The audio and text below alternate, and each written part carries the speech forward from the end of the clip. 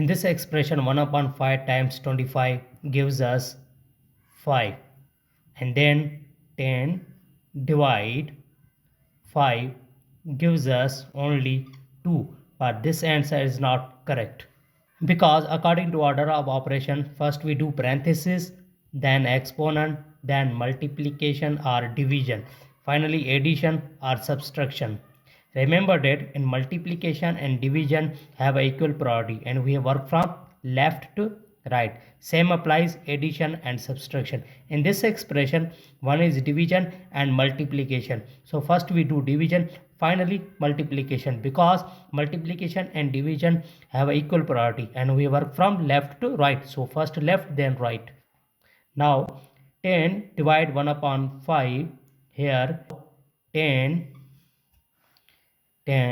divide 1 upon 5.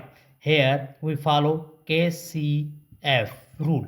K stand for keep, C stand for change, and F stand for flip. It means when we denominator convert into numerator and numerator change into denominator, so also divide convert into multiplication. So 10 times 5 gives us 50. Now here 50 times 25, final answer is 50 is equal to 1250. This is the final answer.